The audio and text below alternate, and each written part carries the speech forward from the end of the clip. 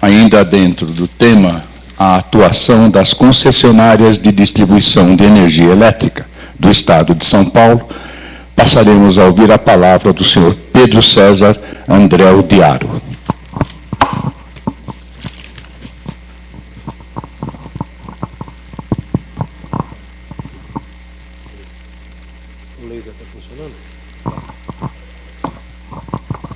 Bom dia a todos e a todas. Gostaria aqui de agradecer o convite e parabenizar pela iniciativa do evento ao Silvio Aleixo, colega de CESP. Bons tempos de CESP, né, Silvio? E como já disse aqui o meu antecessor, muito do que eu vou falar já foi dito, e eu também vou procurar ser breve para poder sobrar mais tempo aí para o nosso debate. Bem, eu vou me prender aqui em 3 pontos, discorrer um pouquinho a respeito do grupo CPFL Energia, para dar uma ideia de porte, dos desafios ligados aos ativos de iluminação pública, a transferência desses ativos, e o projeto que nós idealizamos como sendo tamanha importância, foi idealizado um projeto dentro da companhia para estar fazendo essa transferência sem transtorno para o município, para o cliente e para a concessionária. Bem, atualmente o Grupo CPFL é o maior player privado do setor elétrico brasileiro. Nós estamos avaliados aí em aproximadamente 20 bilhões de reais, estamos listados na Bolsa de Nova York, em São Paulo. Temos um EBITDA aí de praticamente 4 bilhões e um lucro líquido de 1 bilhão e 300 milhões em 2012. Temos aí uma política de distribuição de dividendos diferenciado, no mínimo de 50%, e estamos praticando 95%. Nós atuamos aí no mercado bastante atraente aqui no Brasil, com as nossas distribuidoras. Somos líderes em distribuição com 8 distribuidoras, líder em comercialização e provedor de serviço de valor agregado com a nossa CPFL Serviço. Somos o 2º maior gerador privado do Brasil, líder em energia renovável na América Latina, e temos uma matriz de geração predominantemente limpa, 93% da nossa potência. Nós atendemos aí 569 municípios no estado de São Paulo, Rio Grande do Sul, e 3 cidades em Minas e 3 no Paraná, algumas cidades em Minas e Paraná. Temos aí 13% do mercado de distribuição, atendemos a 7 milhões e 200 mil clientes, uma população aproximadamente de 20 milhões de habitantes. Nesses 529 municípios. Bom, nos focando aqui na transferência dos ativos às prefeituras. Nós temos 3 pontos que julgamos importantes para nós e para os prefeitos. Aí. Nós temos um elevado número, eu vou mostrar à frente, de ativos a serem transferidos. Nós temos o prazo, que já foi bastante explorado aqui, que é uma obrigação do contrato de concessão, e nós temos aí todo o interesse, precisamos fazê-lo dentro do prazo. E os pontos de atenção na transferência e a manutenção desses ativos. A CPFL Energia, em São Paulo, ela atende a 282 prefeituras. E nós temos aqui 1.400.000 pontos de iluminação pública a serem transferidos. Então, é um desafio bastante significativo. Esses pontos estão distribuídos aí em 3 das nossas concessionárias, na Paulista, 1.066.000 pontos, na Piratininga, com 300.000 pontos, e na Santa Cruz, com 39.000 pontos. Estamos falando aqui em 282 municípios. Aqui já foi discorrido, o nosso deadline é 31 de janeiro de 14, e nós estamos também, como as outras concessionárias que aqui já usaram da palavra, cumprindo com todas as etapas do cronograma estabelecido pelo regulador. A operacionalização dessa transferência exige realmente um grande esforço por parte das prefeituras, no que tange a questão de legislação, na política, na infraestrutura e, em especial, na segurança. Gostamos aqui de fazer um alerta especial para este ponto, haja visto que os senhores vão estar lidando com a rede energizada, vão estar fazendo a manutenção de IP com a rede energizada. necessidade de cumprimento da NR10, a necessidade de ter uma supervisão. Existe uma preocupação muito grande do grupo com relação a esse assunto. Aqui já foi dito também, com relação à LOA, a preocupação de alertar os prefeitos a fazerem essa dotação orçamentária em rúbrica específica, elaboração de editais, porque isso tem um prazo a ser feito. Nós temos ainda, só 60% das nossas prefeituras têm CIP, e muitas vezes essa CIP não cobre toda a despesa que é previsto com a manutenção de IP. E temos outros 40% que ainda não têm CIP. Então, nossos gerentes do poder público têm entrado em contato, temos mandado correspondência para realmente criar essa massa crítica e alertar os prefeitos para esta necessidade. Temos ainda aqui esta questão da escalabilidade, né? Nós temos aí praticamente só 15% dos nossos municípios acima de 10 mil pontos, acima de 90 mil habitantes. Consequentemente, apenas desses municípios seria aí, no nosso modo de ver o processo, razoável ser constituído ou uma equipe própria, com recursos da própria prefeitura, ou uma terceirização de forma única. Para os municípios menores, nós entendemos que vocês devem se associar em regime de consórcio, buscando aí uma maior escalabilidade, consequentemente um custo mais otimizado. A questão da infraestrutura, a preparação aí para receber esses ativos, com relação à constituição dessas equipes próprias, aquisição de veículos, equipamentos, materiais de qualidade, sempre se preocupando não só pelo menor custo, mas em especial pela qualidade, porque nós sabemos que um dos maiores custos envolvidos nesse processo é a mão de obra. E quando você insere na sua rede um material de baixa qualidade, você acha que está economizando no primeiro momento, mas no segundo você vai ter que ir mais vezes nesse ponto, consequentemente vai gastar mais. E a segurança, que eu abordei há pouco, a questão especial, importante, que muitas prefeituras já estão vivenciando, de lidar com uma rede energizada. Bom, alguns desses pontos aqui já foram falados, eu não vou me ater, deixa eu ver se tem alguma coisa aqui. A questão da observância da NR10, a importância que eu já disse. Vamos para frente.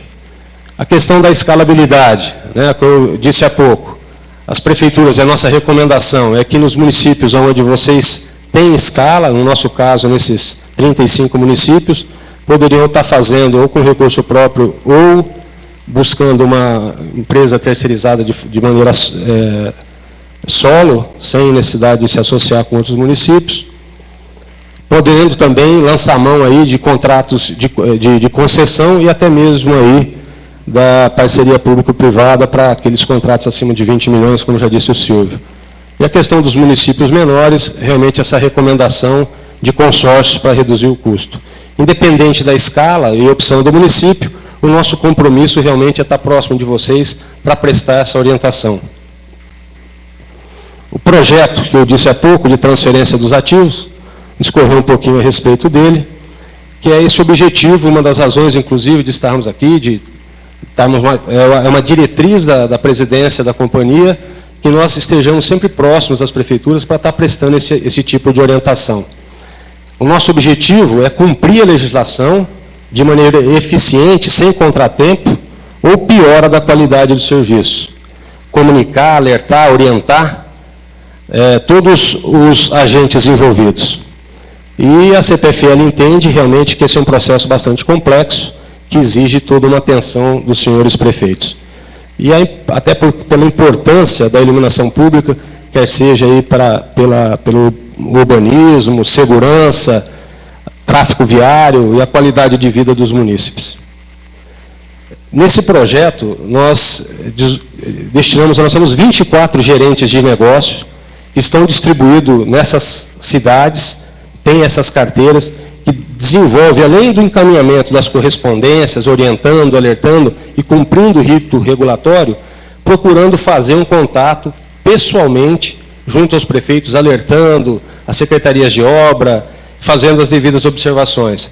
E nós temos um site destinado ao poder público, onde o prefeito tem condições de fazer a inserção de todas as suas solicitações e agora, em específico, dos seus pedidos de extensão de iluminação pública. Nós estamos registrando aqui algumas das nossas reuniões, Nós já fomos em 100% dos municípios, temos conversado com 100% dos nossos prefeitos e realizado reuniões nas câmaras. Nós temos uma estatística que 80% dos nossos prefeitos da área de concessão do Grupo CPFL são prefeitos novos. Então, daí a importância de estarmos reforçando essas visitas e essas interações para esclarecer eventuais dúvidas. Também estamos realizando oficinas, workshops para divulgação do novo procedimento, se reunindo com as secretarias de obra em particular. Já realizamos esses eventos na Baixada Santista, na região de Sorocaba, de Jundiaí, né, onde nós estamos procurando conversar pessoalmente com as nossas equipes técnicas, colocando os nossos engenheiros, os nossos especialistas, explicando como deve acontecer, tanto a questão do contrato, mas, em especial, como acessar o nosso site para poder inserir aí os seus pedidos de extensão de iluminação pública. Perdão. Aqui é o rito regulatório com as diversas correspondências que já foram discorridas pelos colegas. O nosso site, onde desenvolvemos todo um rito de procedimento de segurança, em especial. Estamos muito preocupados com a segurança, volto aqui a reforçar esse ponto, para que mesmo as contratadas que forem intervir na nossa rede tenham treinamento adequado, tenham aí os uniformes estabelecidos pela NR10, anti-chamas, cinto, com linha de vida, enfim. E também se colocando como uma opção o Grupo CPFL, através da sua empresa CPFL Serviço, incluir no seu portfólio de prestação de serviço a possibilidade de estar fazendo manutenção aí para as prefeituras. Nós temos algumas vantagens, como a ótima estrutura de atendimento, já do grupo, equipe técnica e comercial altamente especializada, pelo próprio, que já foi dito aqui, pela escalabilidade do grupo, a condição de adquirir materiais e equipamentos num preço bastante competitivo e a vasta experiência aí voltada ao serviço de iluminação pública. Então, é uma opção para os prefeitos, aqueles que optarem por estar buscando esse serviço no mercado. Era o que eu tinha a dizer a vocês e, da mesma forma que os colegas, me coloco à disposição para eventuais esclarecimentos. Obrigado.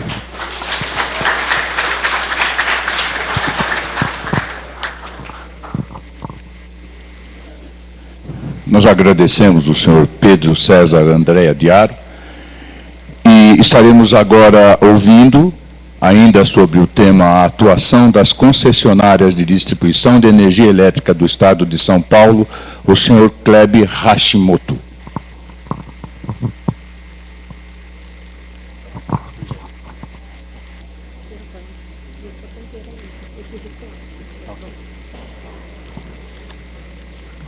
Bom dia, gente.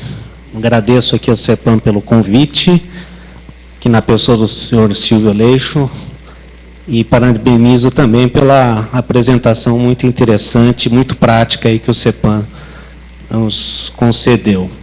Vou passar rapidamente aqui para a nossa apresentação da empresa. O Grupo EDP ele está presente em mais de 10 países, com peso maior Brasil, Portugal e Espanha. No caso do Estado de São Paulo, nós temos aí 28 municípios e 4 já citados, Canas, Guarulhos, Caçapava e Suzano, já são detentores e já fazem a gestão dos ativos na nossa área de concessão. Lembrando que a regulamentação que estamos aí sujeitos, né? A resolução 414, ela diz que, enquanto o ativo ainda é da distribuidora, o ponto de entrega é no bulbo da lâmpada, a distribuidora ainda é responsável pela operação e manutenção, e a tarifa aplicável é B4B, no caso da Bandeirante, esse valor que está aí destacado. Os compromissos já citados são esses, a EDP Bandeirante cumpriu todos eles, e estamos aí em contato constante com as prefeituras para dar todo o apoio, o suporte naquilo que for necessário para a transferência, né? Destaque aqui para a resolução 480, que define o procedimento de transferência contábil, né? Lembrando que a transferência é sem ônus ao poder público, né? O poder público não vai pagar por isso, não vai ser pago, né? Movimentação contábil, no caso, do ponto de vista da distribuidora, é com baixa do acervo de bens e baixa do saldo de obrigações especiais. Em outras palavras, o que isso significa é que também ele tem efeito nulo para a distribuidora não perde, não ganha nem nada, né? Ou seja, ela deixa de ter o ativo, ela vai também ter a sua correspondente receita tirado da tarifa, né? Quantitativo é baseado no faturamento ou valores contábeis, né? Então, existe uma opção de você usar o cadastro técnico ou o cadastro contábil. No caso da distribuidora a EDP Bandeirante, a gente achou muito mais adequado os valores já constantes da fatura, que são provenientes do nosso cadastro técnico, que tem um detalhamento necessário para a transferência, o que não ocorre no mundo contábil. O contábil vai ser reajustado após a transferência. Os valores que são declarados para a prefeitura, também para cadastro do ativo, é o valor contábil, a sua depreciação e correspondente valor residual. Procedimento de transferência, né? Estou aqui destacando algumas etapas do processo. A primeira etapa foi, de fato, identificar os ativos. Em particular, aqui achamos bastante prudente e interessante para os municípios que fossem identificados uma a uma a coordenada geográfica e o arquivo de georreferenciamento, para que a prefeitura possa ter uma gestão a miúde desse parque de iluminação pública. Foi desenvolvido também um termo de transferência, que é o objeto jurídico e contratual necessário para a transferência do ativo, né? E nesse termo existe o objeto da transferência, o valor contábil, residencial e o arquivo georreferenciado. O contrato de fornecimento, além daqueles itens citados, nós aqui destacamos alguns deles, né? Os critérios de ligação. Então, nós desenvolvemos lá todo o procedimento, as condições para que a prefeitura possa fazer, em que situação ela faz a ligação, em que momento que ela deve estar presente o técnico da distribuidora, né? Ou seja, o arranjo contratual que nós encontramos como ideal foi aquele que desse segurança jurídica para as duas partes, mas que também não fosse que fosse prático, né? Ou seja, uma vez que você tem uma atualização de carga, por exemplo, e você precisaria, em princípio, fazer um aditivo contratual, nós achamos que isso não seria prático para os municípios. Então, a solução que nós encontramos é que as evoluções das cargas, elas sejam formalizadas entre as duas partes, sem a necessidade de assinatura de um aditivo. Isso acho que facilita bastante a vida da prefeitura e também tem lá o seu fundamento jurídico e estaria bem calçado por esse motivo, né? Então, existe todo um procedimento necessário para alteração da carga, tanto para mais quanto para menos. Ou seja, se a prefeitura decide fazer um plano de eficiência energética, por exemplo, então você tem uma redução da carga, você vai ter que fazer um novo contrato? Não. Contanto que seja formalizado, a distribuidora tenha conhecimento, isso seja fundamentado, está escrito, então, na próxima fatura já vai ter a diminuição da conta. Tá? Então, e esse é o controle que foi incluído no contrato de fornecimento, ou seja, como é que se dá o controle também da expansão dos pontos de iluminação pública, ou seja, existe um compromisso das duas partes, né? No caso da EDP, ela decidiu também continuar fazendo a gestão, por quanto necessário para o estudo da sua carga da rede, ela conhecer onde está a carga da iluminação pública.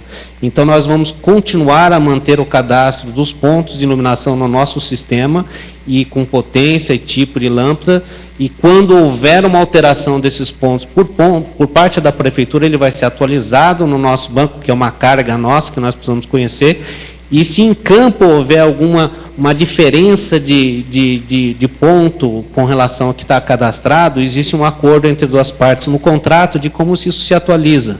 Ou seja, se por algum motivo uma certa rua se esperava que tivesse 10 lâmpadas e tinha 8, na verdade, então existe um compromisso das duas partes como isso se atualiza, tanto por parte da prefeitura, que ela identificou um erro, quanto da distribuidora, que também por algum motivo descobriu que tem um erro. Então, o importante aí é que seja faturado correto, que não haja divergência de cadastro. Então, nisso nós vamos estar também fazendo um acompanhamento do controle dos ativos, né? Outra preocupação, de fato, é a segurança. Com relação à segurança, no próprio corpo do contrato, nós colocamos a necessidade de quais treinamentos especificamente a gente espera que a empresa ou a prefeitura diretamente vai realizar o serviço, ela tenha que fazer, que são os mesmos que os nossos eletricistas em baixa tensão eles fazem. São cursos padronizados e bastante difundidos no mercado, mas são necessários para operar a rede. E todo o critério de segurança já é estabelecido no próprio contrato, né? Esse procedimento, esse modelo de transferência de conhecimento da ANEEL, esse novo modelo já foi feito para a Prefeitura de Suzano muito recentemente, e além de outras comunicações formais que têm sido dado a cabo com cada prefeitura em diversas ocasiões e reuniões presenciais. Com relação à gestão do processo, cabe destacar duas situações. De fato, é necessário lembrar que existe um limite de responsabilidade, né? Ou seja, a distribuidora ela tem um ativo, tem uma rede, tem um poste, está lá e é de responsabilidade dela. Por outro lado, a partir do momento que se transfere o ativo, os ativos do sistema de iluminação pública, evidentemente, são de responsabilidade lá da prefeitura. Porém, lembrar o seguinte, que a regulamentação ela prevê situações, por exemplo, quando a prefeitura ela quer criar uma avenida nova e fazer colocar lá, por exemplo, 50 pontos de iluminação pública. Então, ela vai solicitar uma ligação para a distribuidora. Se, nesse caso, for necessário criar uma rede, construir uma rede ou aumentar a capacidade da rede da distribuidora, assim como qualquer outro consumidor que venha acessar a rede da distribuidora, a regra é que existe um critério de participação financeira daqueles que o solicita, né? Então, só lembrando disso, né? Nos casos em que o acréscimo de carga ele ainda não é suportado pela rede que está localizada, existe uma conta pelo qual a prefeitura participaria. Ela tem que pagar uma parte daquele crescimento da rede que a distribuidora tem que fazer. Tá? Isso não é novo, isso existe para todo o fornecimento e ele está aí regulamentado pela ANEEL, né?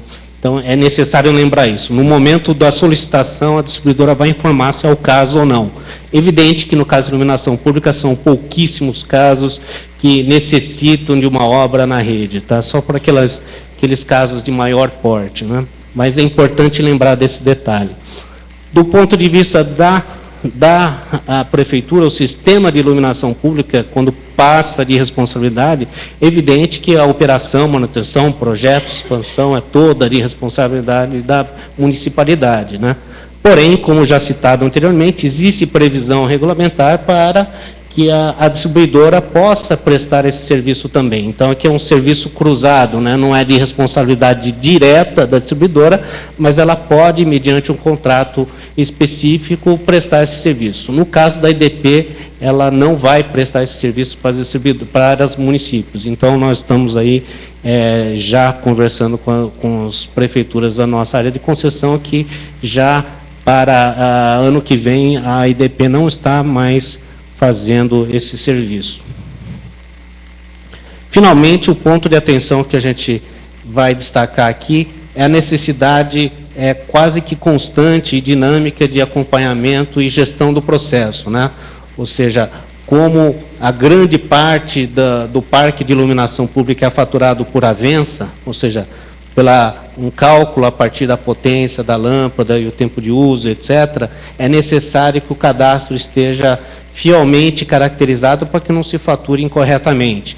Então, Como a distribuidora ela vai fazer a gestão disso, evidentemente a prefeitura também, o importante é que essa máquina aí de atualização da carga, as novas ligações, a manutenção, quando queima um ponto de luz e a prefeitura vai lá e corrige, isso precisa estar bem engrenado e funcionando para que em cada tempos em tempos a gente possa estar melhorando o cadastro se ela tiver com algum problema. Tá? Então, o instrumento contratual que nós desenhamos é nesse sentido, ou seja, de estar sempre mantendo um cadastro correto, um faturamento correto, uma formalidade jurídica suficiente para que tenha segurança as duas partes. Tá ok? Então era isso que eu tenho que dizer. Obrigado.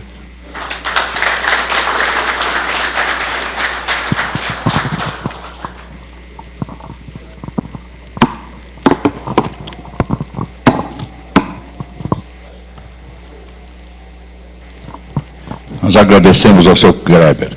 E, neste momento, nós vamos passar para o bloco do espaço para as perguntas, onde os senhores deverão formulá-las diretamente na fichinha de perguntas que está contida dentro da pasta dos senhores. As nossas meninas estarão nos corredores laterais e central, recolhendo. Vale também dizer que basta levantar a mão e exibir que elas irão até os nossos queridos convidados. Eu quero aproveitar também para lembrá-los que dentro da pasta encontra-se a pesquisa que está sendo solicitada de extrema importância para que a gente possa dar conclusão dos trabalhos desta manhã, e a ficha de avaliação do nosso encontro, onde nós pedimos que, ao final do dia, sejam entregues na nossa recepção. Roseli, as perguntas? Vamos encaminhá-las ao Silvio Aleixo.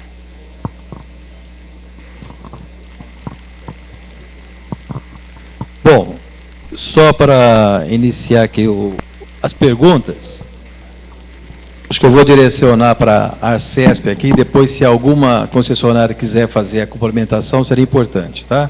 O Rubens André Bueno, lá de Atibaia, ele pergunta: aparentemente as concessionárias terão ganhos com essa transferência, em contrapartida de custos adicionais para as prefeituras, pois os custos de manutenção parecem ser bem superiores às reduções da tarifa de energia.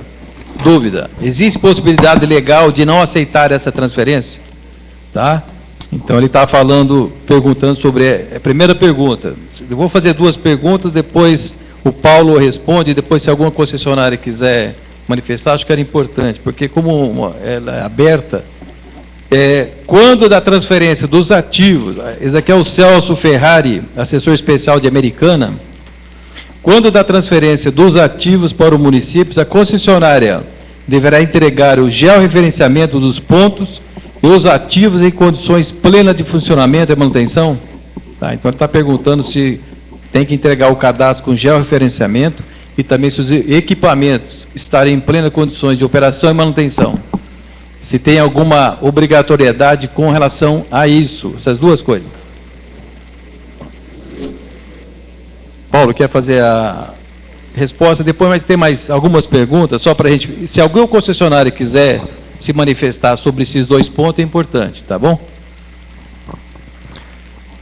Respondendo à primeira pergunta, existe possibilidade legal de não aceitar essa transferência? Não, não existe. Não existe, ela tem que ser feita.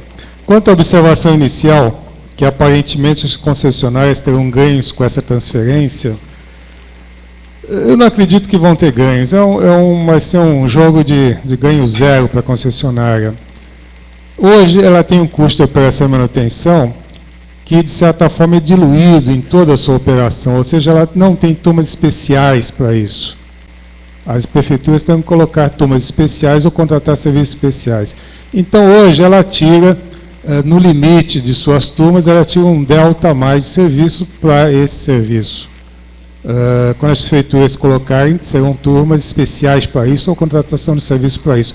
Por isso que é importante, até o que se falou da contratação, da abertura de um consórcio de empresas, né, ou de prefeituras nos menores municípios, para diluir esses custos. É sempre importante notar que o ganho de escala é considerável nesse tipo de serviço.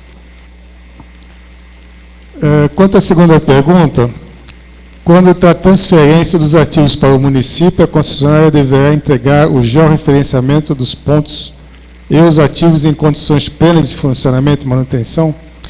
Sim, o georreferenciamento é uma condição bastante importante para a gestão dos ativos, então deverá entregar não só a especificação dos ativos, como também os mapas georreferenciados desses ativos, onde eles estão e a sua quantidade. E deverá estar em condições de funcionamento, ou condição do ativo atual, como ele está. Na verdade, não se pensa que a concessionária deveria, digamos, deveria proceder a uma manutenção específica antes da entrega. Não, ela está nas suas manutenções normais, vai entregar em determinado momento o ativo da maneira como ele está. Logicamente, isso vai estar em funcionamento. Porém, com certeza, haverá pontos que necessitam uma manutenção extra, porque é um ativo que está em constante evolução e tem que ter uma manutenção constante. Não sei se isso respondeu, se o autor da pergunta quiser se manifestar. Bom, então já responde também a pergunta do Marcos Sobe, engenheiro. Ele perguntou sobre isso, se seria entregue o cadastro já referenciado. Então o Paulo já respondeu que vai ser entregue, né? Agora nós temos mais 3 perguntas aqui. O Anderson Govertz, gerência técnica de Guarulhos, pergunta, o município de Guarulhos já era detentora do ativo de IP antes da resolução 414?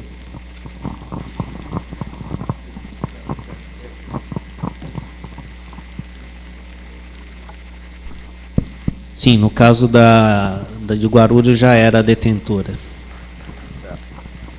Uma outra solicitação aqui do Felipe Belotto, Secretaria Municipal de Planejamento de Araras, está perguntando se é possível disponibilizar a apresentação que eu fiz aqui. Sim, vai estar todas as apresentações que foram feitas na parte da manhã, na parte da tarde, vão ser disponibilizadas no site do CEPAM, que as pessoas quiserem fazer download, abaixar, está disponível, tá?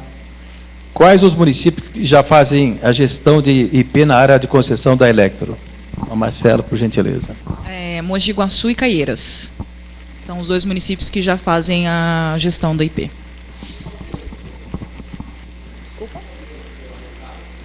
A cada prefeitura ela fez a sua tratativa e identificou a contratação, mas nos 2 casos são contratações por terceiros. Se eu não estou enganada, se alguém...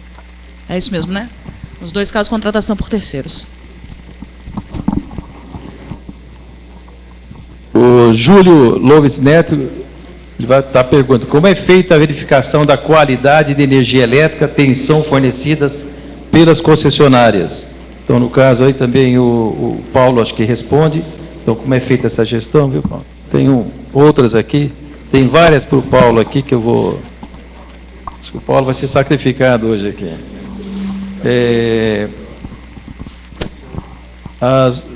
As liminares, uma outra coisa, que o José de Oliveira, que é consultor de São Vicente, ele pergunta, as liminares concedidas a municípios do interior de São Paulo contra a transferência dos ativos de IP serão cassadas ou o ANEEL perdeu? Alguma coisa com relação. O que vai ser feito daqueles municípios que já obtiveram liminares? Alguns municípios do estado de São Paulo conseguiram liminar para não transferir o ativo para ele, né? Então, o Paulo também se manifesta sobre isso. José Ideu Frias, assessor de Carapicuíba, quanto ao dimensionamento da rede, transformadores, quem fica responsável por tudo? Eu acho que o Kleber respondeu sobre isso, eu acho que com relação a transformadores, tudo, né? Mas se Paulo quiser fazer referência também, o Kleber mais se citou com relação a isso. O Juarez Alves, de Planejamento, caso o município resolva terceirizar somente a mão de obra junto à CPFL, é possível? E qual é o custo estimado por ponto? Acho que o Pedro poderia estar respondendo essa daqui, né, Pedro? Então, fica com o Pedro. Então. Vamos já falar tudo, acho que cada um depois vai respondendo. O Cassiano de Aquino, de Tambaú, coordenador de assuntos estratégicos, até hoje o poste de iluminação era da concessionária. A partir de janeiro, o município pode lucrar com a sublocação do poste para telefonia, TV a cabo e internet. Já que o poste passa a ser da responsabilidade do município, não, acho que aqui tem um equívoco, que depois quem quiser fazer alguma complementação aí, pode... Acho que a concessionária pode falar um pouco sobre isso também. O Paulo Takeyama, de Salto, ele pergunta: quais cidades nas áreas da CPFL que optaram por gestão própria? Qual o perfil da CPFL nessa decisão? Também vamos passar para o Pedro aqui. A Doroti, prefeita de Novaes, prefeita, acho que está preocupadíssima com isso, não é, prefeita? Ouvimos dizer que no município de Marília há uma liminar da Justiça em favor da Prefeitura, voltando a IP ser de responsabilidade da concessionária. Isso procede? Parece que tem Marília, tem Garça, se eu não me engano, acho que é o Faneco, lá também tem alguma coisa. Quem da Marília, quem que é? É Electro, né? CPFL, tá certo. Gideão Melo, que é diretor de Guararema, tem-se observado uma piora no atendimento às solicitações da manutenção por parte das concessionárias em Guararema, EDP Bandeirante. As concessionárias estariam mais preocupadas com a transição em detrimento às manutenções? Então, quem que é? O Kleber, Guararema? Então, fala o Kleber também. Uma outra, do Abrão, secretário de Obras de Valinhos. Qual município já faz a manutenção do ativo na atuação da CPFL? Então, o Pedro também podia falar. Tem mais alguma ou não? Acho que não, né? Então, são todas essas perguntas. Então, agora vamos, se alguma, tanto quiserem fazer da parte da S-Eletropaulo e a Eletro, mas se quiser fazer alguma complementação das perguntas, está à vontade, viu? Obrigado. Paulo, então, por gentileza... Vamos lá. Vamos começar aqui pela pergunta do Júlio Lourenço Neto. Como é feita a verificação da qualidade de energia elétrica, tensão fornecida pelas concessionárias? Bom, a ACES trabalha com equipes que fiscalizam os níveis de tensão. Como é que isso é feito? A ANEEL especifica medições trimestrais em conjuntos de consumidores, que é a própria ANEEL que diz quem são.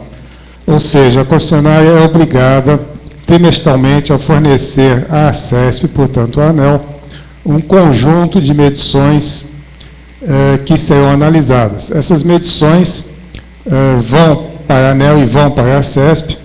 A minha equipe técnica analisa e verifica, primeiro, se houve alguma discrepância de tensão que necessite ser corrigida. Ela solicita à concessionária se essa correção foi feita e qual o prazo. Dependendo do prazo, a concessionária é obrigada a pagar ao consumidor uma compensação por esse limite de tensão que foi violado. Outra coisa que nós vemos nas verificações que fazemos, nas visitas às concessionárias, é a questão de reclamações de nível de tensão. Então, nós fazemos uma amostragem das reclamações de nível de tensão, verificamos como foi o procedimento da concessionária para atender a essas reclamações, se houve compensação e se houve correção. Eventualmente, nesses dois tipos de fiscalização que eu comentei agora, pode haver alguma penalização à concessionária e a multa é paga para o Tesouro da União. A pergunta do José Oliveira.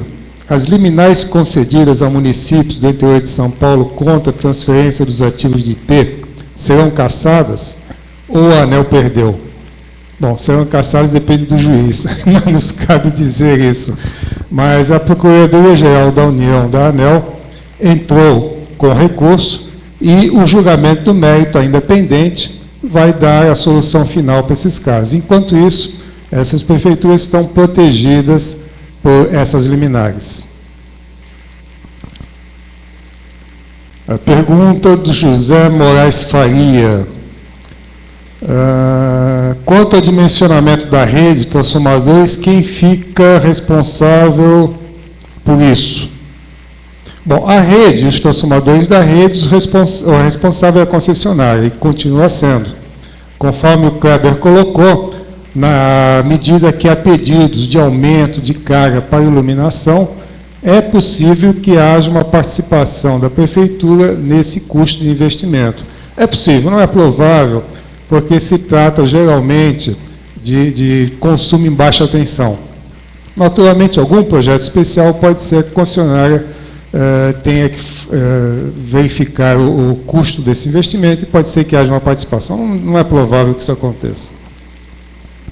A pergunta do Cassiano de Aquino. Até hoje, o poste de iluminação... Até hoje, o poste de iluminação é a área da concessionária. A partir de janeiro, o município pode lucrar com a sublocação do poste para a telefonia, TV a cabo e internet, já que o poste passa a ser de responsabilidade do município? Não, Cassiano, o poste não passa a ser de responsabilidade do município, ele continua a ser da distribuidora. Se houver algum poste exclusivo de iluminação, exclusivo da prefeitura, provavelmente ele não deve suportar a carga de um fio telefônico, ou de fio de rede, ou de fio de fibra óptica de TV a cabo, porque os postes eles são desenhados pela engenharia para suportar uma certa carga. Esses postes, que são os postes de concreto que vocês veem na rua, continuam a ser a concessionária. Se a prefeitura tiver algum específico de iluminação, muito provavelmente ela não suporta esse tipo de carga. Bom, nós temos aqui a última pergunta, é o Ari Rios, lá de Rio Claro, assessor de gabinete, acho que do prefeito, faz uma pergunta ao Marcelo, da Electro. Poderá prestar o serviço de IP, se houver interesse, pelos próprios funcionários, ou caso entre na licitação e ganhe, vai subterceirizar o serviço? Bom, a Electro, assim como a CPFL, ela também tem uma empresa prestadora de serviço, que presta serviços de energia e tal. Entretanto, a Electro Serviço, a Electro Comercializadora, ela não vai prestar, né, não vai ser um terceiro possível para prestar o serviço de transferências de IP, né, parte de gestão, desculpa, toda gestão e manutenção da IP. Então, a Electro, no caso, ela não tem, né, o interesse, não tem condições, até a equipe, para fazer isso. Eu acho que passo a responder aqui. Isso, Pedro agora, CPFL. A pergunta do Juarez, de Salto de Pirapora. Caso o nosso município resolva terceirizar somente a mão de obra junto à CPFL, é possível? E qual o custo estimado por ponto? Bom, a CPFL distribuidora, ela não vai prestar esse tipo de serviço. O grupo CPFL Energia constituiu uma empresa que hoje já presta outros tipos de serviço e vai incluir esse serviço no seu portfólio. A questão aqui de terceirizar apenas a mão de obra, faço um alerta aqui para o problema que nós discorremos há pouco. Para você dar uma garantia de qualidade de serviço, normalmente as empresas prestam serviço com a mão de obra e o material. Quando a responsabilidade do material é de um outro, quer seja da prefeitura ou de um consórcio, fica difícil assumir a responsabilidade pela qualidade do serviço. Então, eu acho muito difícil, a não ser por um custo fixo, um contrato apenas de mão de obra. E qual o custo estimado por ponto? É o que nós debatemos há pouco. Depende muito do porte do município, né? Depende muito do acervo, da idade do acervo técnico desse município. Como foi dito pelo Silvio, quanto mais velho o acervo, maior o índice de falha, maior as visitas que você vai ter que fazer para dar manutenção no ponto. Mas eu diria que o mercado pratica entre 5 e 10 reais, dependendo do município, dependendo da sua escalabilidade. Outra pergunta aqui é do Paulo, do município de Salto. Quais cidades na área da CPFL que já operam na gestão pública? E qual o papel da CPFL nessa decisão? Bom, nós temos São Vicente, no litoral paulista, temos Pedreira e temos outros municípios, que eu não me recordo o nome aqui, na área da Santa Cruz. 50% da Santa Cruz, da concessionária Santa Cruz, já desenvolve esse tipo de serviço. A CPFL, ela fornece subsídio para os prefeitos, como as informações dos ativos, o faturamento, enfim, ela não interfere na escolha. É claro que ela auxilia com opiniões, como eu estou fazendo aqui, sugerindo aí aos municípios com menos de 10 mil pontos, que busquem se consorciar para ter um custo mais competitivo. Mas essa decisão sempre é uma decisão do prefeito. Ouvimos da Dorali, eu acho que do município de Novaes, acho que é Dorali. Ouvimos dizer que no município de Marília há uma liminar na justiça em favor da prefeitura, voltando a IP ser de responsabilidade da concessionária. Isso procede? Olha, procede, Marília tem uma liminar, a ANEEL, através da procuradoria dela, ela está buscando cassar essa liminar, uma vez que o assunto, a matéria tem respaldo constitucional.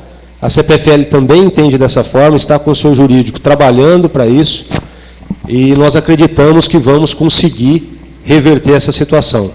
É importante ressaltar, aqui também é apenas uma opinião, a importância dos prefeitos se prepararem, aproveitarem essa oportunidade. O CEPAM está dando essa oportunidade de debate, nós estamos oferecendo a nossa assessoria, para se prepararem para o momento, não alicerçarem as suas esperanças em alguma decisão liminar ou uma decisão da justiça, que pode ser cassada a qualquer momento, e ficar essa transferência sem um preparo, sem uma condição que favoreça uma transferência, uma transição sem maiores transtornos. Então, nós orientamos e pedimos para que os prefeitos nos procurem, que a gente pode assessorar, orientar, porque a decisão, a justiça, ela sempre acaba podendo trazer surpresas desagradáveis, tanto para um quanto para outro.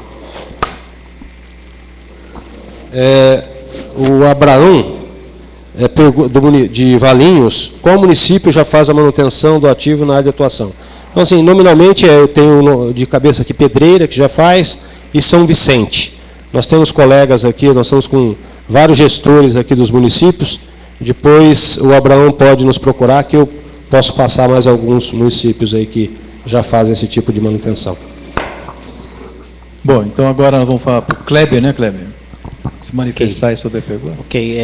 O senhor Gideão Melo, do município de Guararema, ele diz o seguinte: tem-se observado uma piora no atendimento às solicitações de manutenção por parte da concessionária. As concessionárias estariam mais preocupadas com a transição em detrimento das manutenções.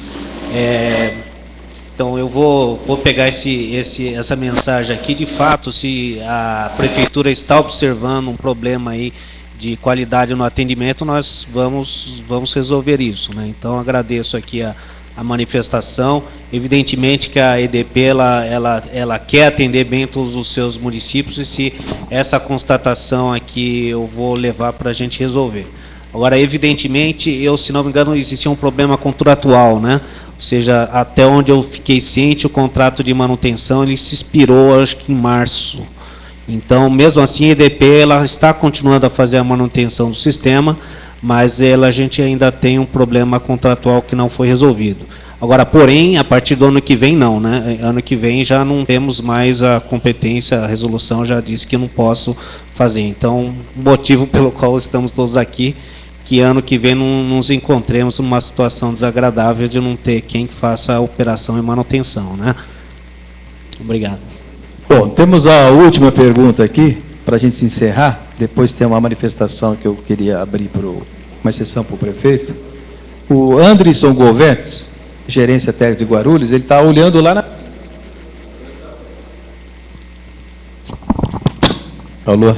Então ele está fazendo uma pergunta aqui, da mesma forma que é cobrado cabo, TV a cabo, TV na parte do aluguel do poste. A pergunta dele é o seguinte: a concessionária poderá vir cobrar aluguel de IP no poste futuramente?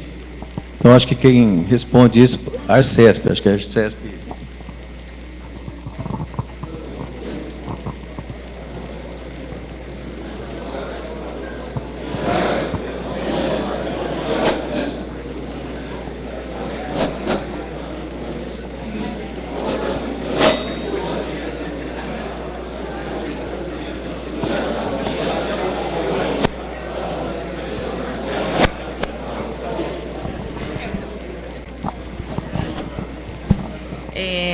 Ao próprio contrato, tanto os contratos de fornecimento, o acordo operativo e o contrato de transferência prevêem isso. Tá? Eles preveem, no caso da Elektro, nossa minuta é muito clara em dizer que não há custos envolvidos, né, não há um aluguel do nosso poste para o braço de iluminação. Tá? Então, isso vai ser definido no próprio contrato, nas próprias minutas. Acho que acredito que todos aqui tenham na mesma linha. Acho que as próprias minutas contratuais preveem essa questão e asseguram essa questão agora ou no futuro.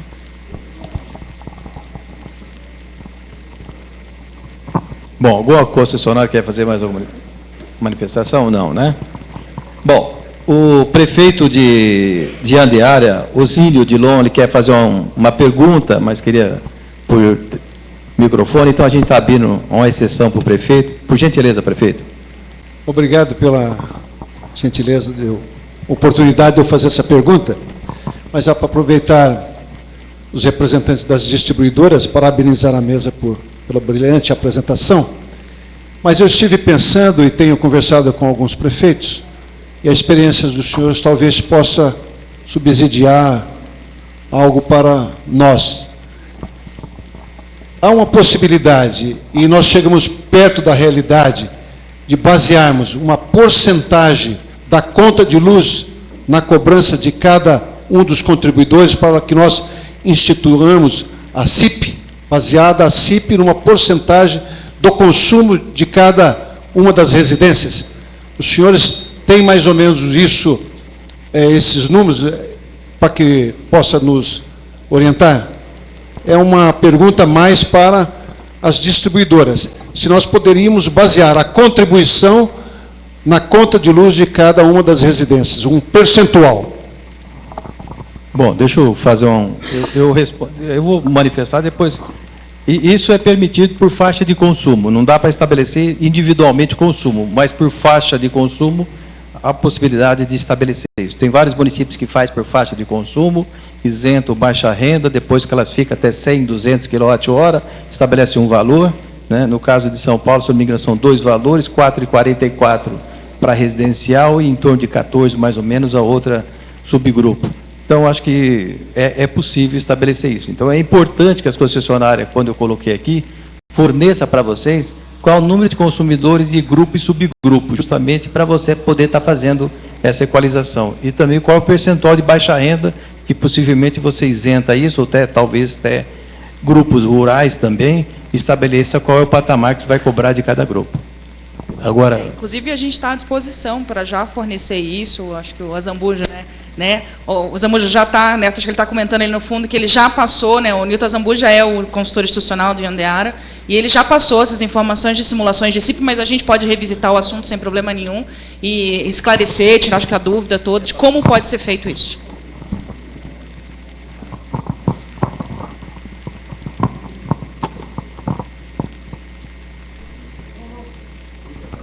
Não, na verdade, eu queria só reforçar o que já foi dito pela Marcela e pelo Silvio, da possibilidade de ser feito isso, e dos prefeitos da área de concessão do Grupo CPFL, da mesma forma, aqueles que quiserem uma avaliação, né, sobre esse aspecto, como é que ficaria a divisão do valor estabelecido. Importante saber que o valor a ser rateado é estabelecido pela Prefeitura, e depois pode-se utilizar essa métrica de intervalos de consumo para fazer o rateio, né? Mas os nossos gerentes estão à disposição, podemos tratar com cada um dos prefeitos e fazer essas simulações para assessorá-los aí na aprovação junto à Câmara Municipal.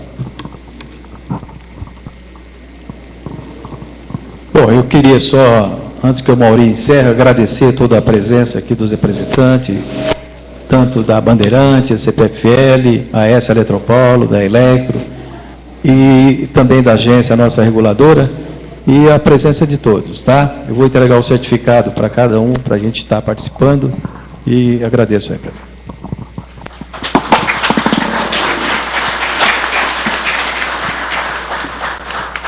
Apenas mais alguns últimos avisos.